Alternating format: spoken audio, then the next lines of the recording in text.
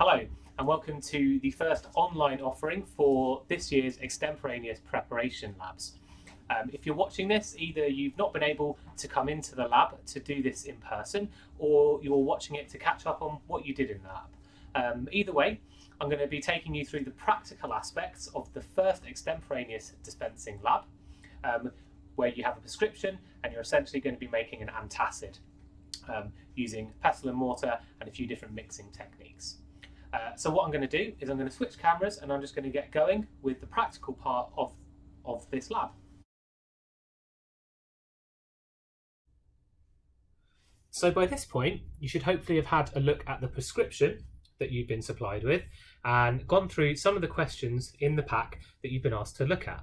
So now we're going to say all of the issues or any issues that you found with the prescription have been sorted, and you know what we're going to be using this formulation for. So you've been asked to prepare magnesium trisilicate with magnesium carbonate and sodium bicarbonate, and we're going to be giving 100 millilitres and be using 20 millilitres 3 times a day. So it's not going to last all that long. I've got everything here that I need to do this particular lab practical. So I've got magnesium carbonate as requested on the formula. I've got magnesium trisilicate. I have sodium bicarbonate. I've got concentrated peppermint emulsion or peppermint water. I've got some normal water, and I've got some double strength chloroform water. Now the method has asked for you to use some concentrated chloroform water and then to prepare 50 ml of double strength chloroform water from that. So I'm obviously not going to be doing that step as I've already got some double strength chloroform water made up. I've also got an empty 100 milliliter amber bottle with which to put my final product in. So we'll start with the first point. Follow the master formula to determine the quantity of ingredients required to produce the final volume. So we've actually got the volumes and the weights of each ingredient that you need written down here, but in the practice and in a specials company, you would take a master formula and then you would from there work out how much you need. So the master formula here is to 1000 millilitres and we want 100 millilitres, so we simply divide by 10 everything that we want. Then you will have prepared a label, so you'd have looked at the prescription, sourced all that out and prepared a suitable label, much like this one. So first of all, we need to tear an appropriately sized amber medicine bottle. So the reason that we're going to do that is that we're going to do our final measurement in here. So we get just the right amount of medicine that we need in that bottle. And we know we need 100 millilitres. So what we're going to do is take a conical flask and measure 100 millilitres. I'm going to lift this up to my eye level, which may take it out of shots, so I can check the volumes in just a second.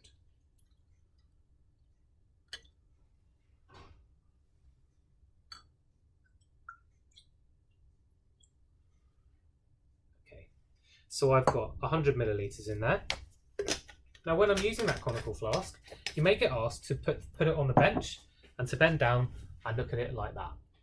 So that's fine for most modern benches, which are flat, as long as they are flat, but if they're not flat, what you can do is lift it up and hold it gently between your fingers, because you will see that on good quality measures we have a line on the back and we have a line on the front.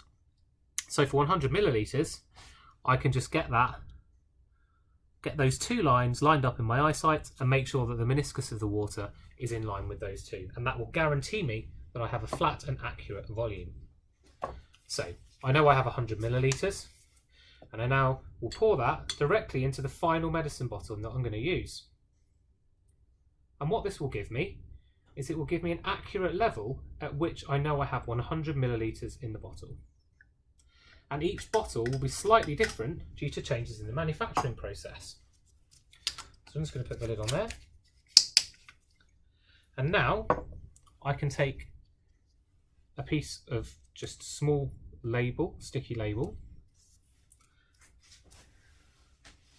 and I can line that up with the bottom of the meniscus to give me an accurate level of 100 millilitres in this bottle, so that when I go to pour up to my final volume of my medicine, I've got a good accurate line that I can make sure I get the right amount in. But I don't need that now. So what I'm going to do is just pour that away.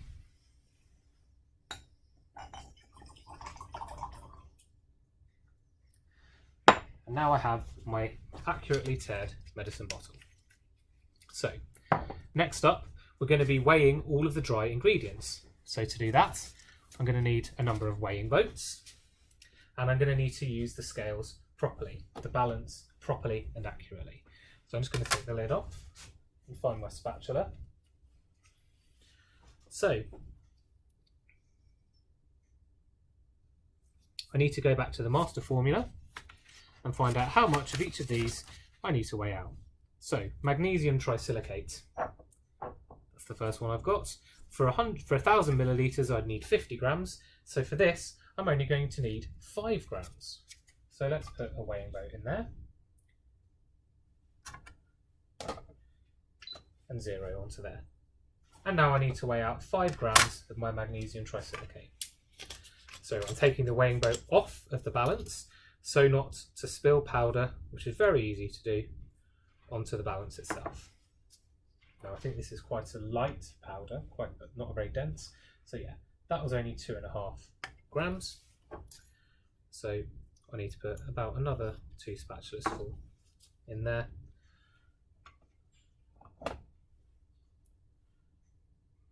Okay, that's just a bit too much.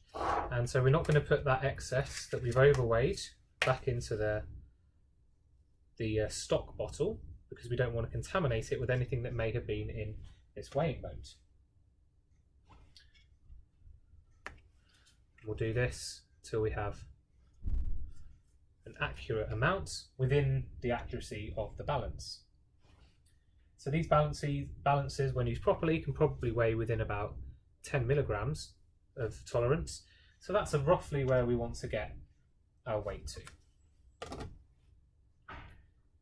And I've got to 5.002 grams there. So that is good enough for this one. And I will put that there by the appropriate bottle. So I know I've got that one weighed out. And then I'm going to do the same for the others. I'm just going to give my spatula a little wipe. You should probably use a paper towel for that. Light magnesium carbonate, that's the next one. And again, I'm going to need 5 grams of light magnesium carbonate. These weighing boats always slightly different amounts each, so you need to tare each one for what we're going to weigh. And hopefully quite quickly I can get 5 grams of light magnesium carbonate weighed out. Living up to its name, that it's light, that's only halfway there.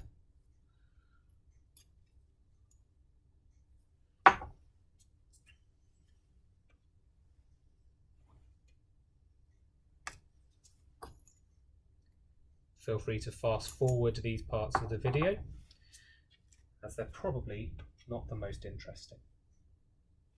That's just a little bit too much. 5.164. So I'll just waste a little bit of that. And I've got 5.05. For this demonstration, that's good enough.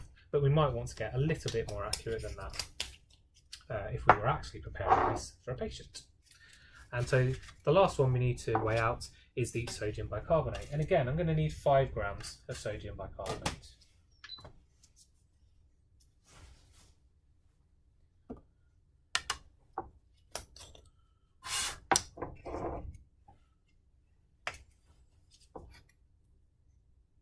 Now this is probably a bit more dense, so I shan't put as much in to begin with. Let's see where we get.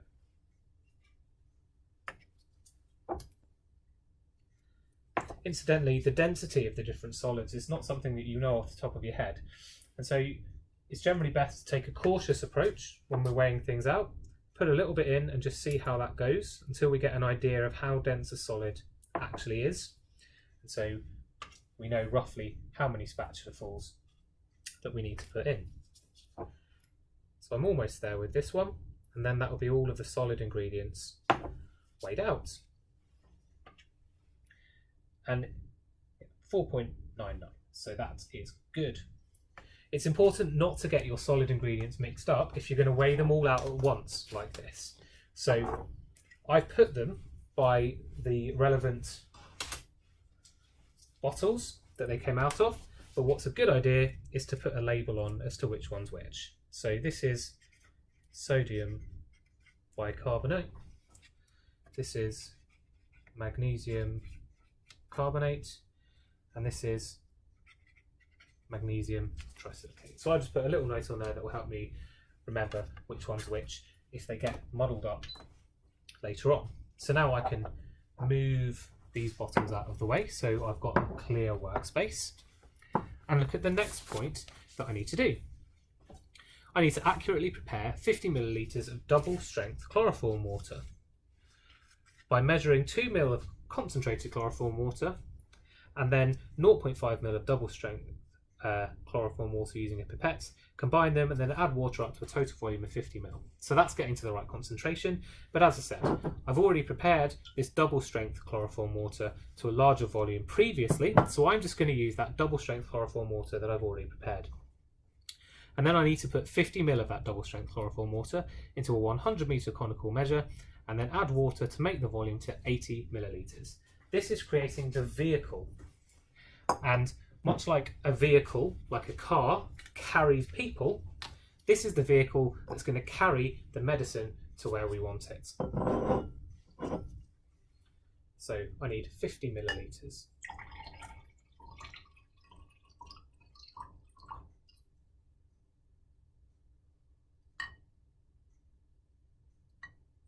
Okay, 50 ml of double strength chloroform water. And then I need to add some water to get that to 80 millilitres. And this is just distilled water. You might as well just use tap water potentially.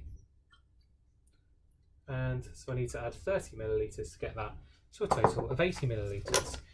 Now, obviously we want a final volume of 100 millilitres. So that's why we've only gone up to 80 millilitres, to make sure we've got enough space to get all of the other ingredients in and a little bit more that we can always make up in the final vessel. So now I've got 80 millilitres of my double strength chloroform water and my water. Now we've got 50 millilitres of double strength chloroform water in here, which means that when we make it up to the final volume of 100 millilitres, we have single strength chloroform water. And that's the strength of chloroform water that we want for it to have its action and to keep the shelf life of this product long enough. And now I need to dissolve the sodium bicarbonate into that vehicle. So I labelled my things because I just thought that, oh goodness, I don't know which one's which, but I've labelled them, so it's great. Sodium bicarbonate, and I can just whack that straight in. And I want to make sure that that mixes properly. So I'll just use a glass rod to make sure that that has a bit of a mix, and it will actually dissolve.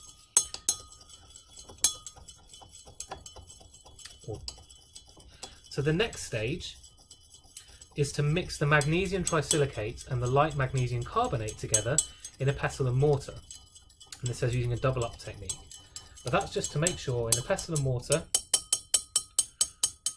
that we're not trying to crush the powder, we're using a mixing motion this time with a pestle and mortar. So there's different ways of using a pestle and mortar.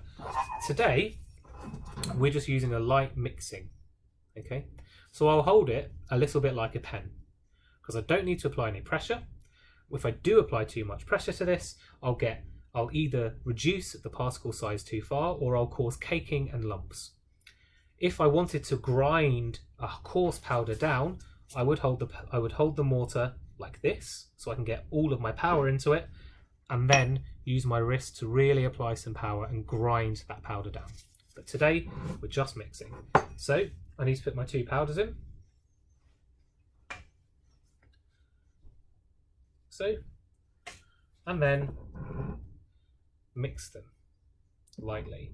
So if I go in too hard, you'll see that I get areas of compression don't move as far. So if I do that, I'm going to cause caking and compression. Now we need to make sure that this powder is mixed well. And it's difficult to tell with two white powders whether you've got a homogeneous mixture. Now you can see this is going up the sides, so you can either use a palette knife or you can just knock the powder back in and make sure that it's incorporated from around the sides. Okay. But a palette knife is a very good thing to use to knock that powder back down into the middle to ensure that you get a good mixture. So if you had two different colours, you'd be able to see that you've got a good spread of powder throughout. I haven't, but I'm happy that that's going to be fine as it is for now. So I'll move on to the next step, which is to add a small amount of this sodium bicarbonate into here and to make a paste. Okay, so that's why we're using a pestle and mortar here. We can make a paste with a small amount of this, and then we can get that paste smooth, get rid of any lumps, get it to a pourable state, pour that into the final vessel, the bottle, and then we can use the rest of this liquid to get the rinsings out of here, so we get everything out of this pestle and mortar. So I was just giving that another stir just to make sure everything that had settled to the bottom had come through. And I'm just going to put a few millilitres, maybe about 5 or 10 millilitres in there. And again, we don't necessarily need to crush this too much. So you can see that this is starting to become incorporated, but it's still quite dry and there's probably not enough vehicle in there for me to get that to a smooth paste. So I'll put a little bit more in. But if you put it all in at once, you'll find it very difficult to get rid of all of the lumps that will form. So we can see now there are lumps in here. So I'm just going to get rid of all this stuff off the side of the pestle, and we need to incorporate everything from around the sides and make a nice smooth paste. And again, I'm using quite a loose grip for this because we're not trying to reduce the powder size. We're not trying to do lots of crushing. We're just trying to get a smooth paste. If we were making an emulsion, for example, we would do this until we heard a clicking noise, which would suggest that we're getting our nice two phases. But in this case, we're just making a suspension, and so we just want to get a nice smooth paste and get rid of any lumps that we may have for our final formulation. So now we can see we've got a nice smooth paste there. Maybe 1 or 2 lumps still left in there, so we'll just do it a bit more. We've got a nice smooth paste. As a paste, we can get rid of lumps, and the same is true if you want to make a sauce at home, a white sauce, a bechamel sauce, a gravy, or whatever. If you go for a paste first, you can get rid of any lumps. And then we're going to add a bit more water and incorporate all of that into there until we have a pourable consistency. Not a very nice sound. And this is where you'll find it's really important that you got out the lumps already, because it's very, very, very difficult to get rid of the lumps now.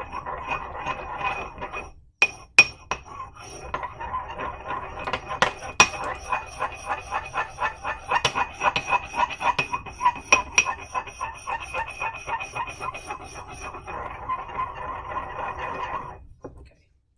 And now we're getting a liquid in there. Hopefully you can see that liquid moving around in the bottom. So we'll try and get as much of the paste off of the sides as possible right now. And clean off our pestle in there to make sure we incorporate all of the ingredients.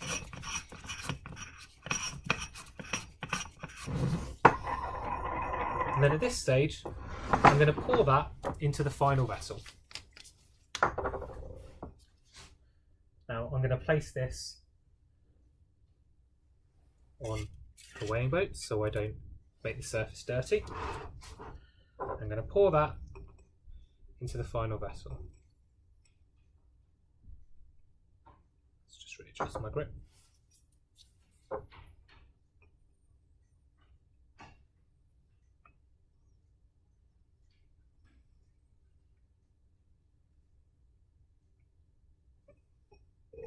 Perfect. Now, as you can see, I've still got a fair amount of residue in there, and so I can use some of this to get that out.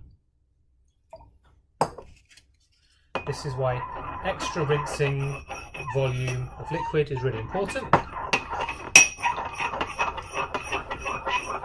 because if we can't get it all out, what was the point in weighing it accurately in the first place?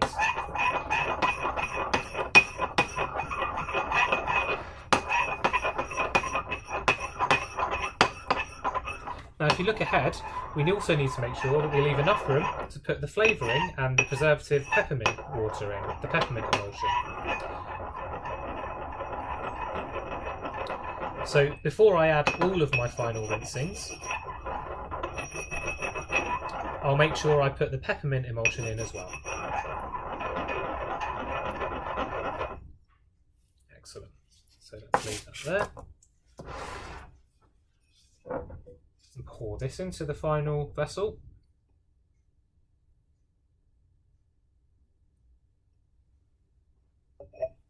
Perfect.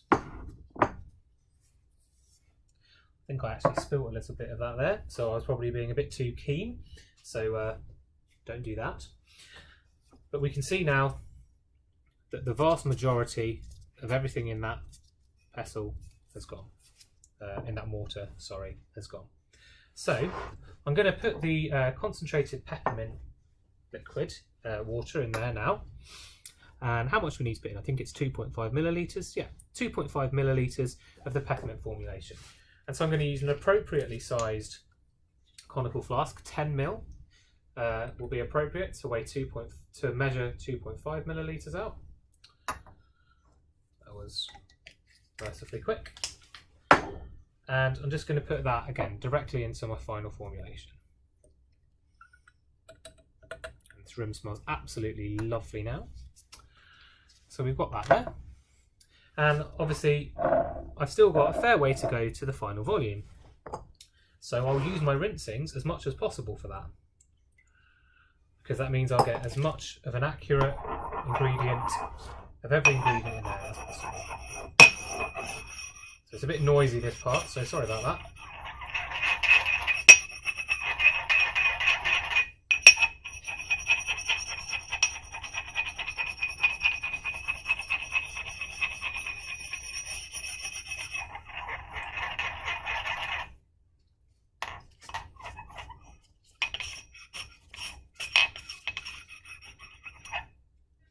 Okay, so I've got a relatively clean pestle and mortar now.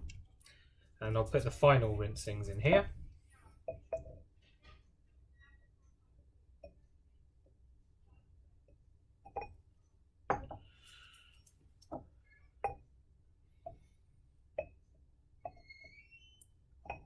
Great.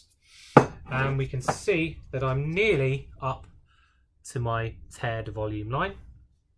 And so I just need to top that up with some potable, so potable meaning drinkable water.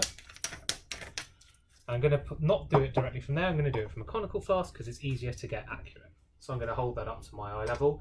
Again, you might well have been told to do this on a bench before, and that's absolutely fine. Just ensure that your bench is flat.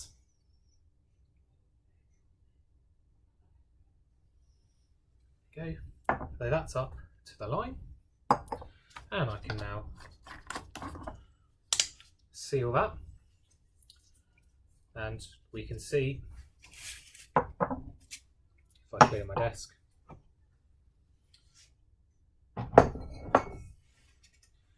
we can see that we've got that to the right level. Got that to the right level there. So we've got 100 millilitres of final formulation in there. Got everything we need in there, and where I've got these little dribbles down the side, what I'm going to use now is I would get a paper towel and I would clean that up, and I'd take off the tearing sticker as well. I'm going to use my lab coat to just give that a nice rub down, make it look nice and clean and professional. Okay, we don't want to send out something that looks unprofessional to a patient or a customer. And there we have the product. And we need to put the label on it now. So I put the question on there, which side of this bottle would you put the label onto? There's a curved side and then there's a flat side. So I would suggest that you put it on the curved side. So it's natural to pick up a bottle with the curved side into your hand because it feels better, it's ergonomic. And if your hand's over it, it will protect the information and the details on that label from any dribbling from after pouring it. So that's where I'm going to put my label. And we like to make it nice and straight, and I like to put it just below the shoulders of the bottle. So, and there we have it. A hopefully rather elegant looking and nice smelling antacid preparation that we've done to a master formula. We've done the practical part of the lab now. I've taken you through that so you can at least see how that would go. And we've got the final product here. As I say, it smells very nice. I just want to go through some of the questions that were in the pack for you to answer on Blackboard. So the first question that you had was, is this prescription, this request, legally valid? And hopefully most of you found that quite easy, that no, it's not legally valid. And you need to contact the prescriber because it was post-dated. So that means it was dated for the future, so you can't prepare it yet. And they haven't signed the prescription either. So that may sell some alarm bells, depending on the medication. But for something like an antacid, that's probably just a genuine mistake.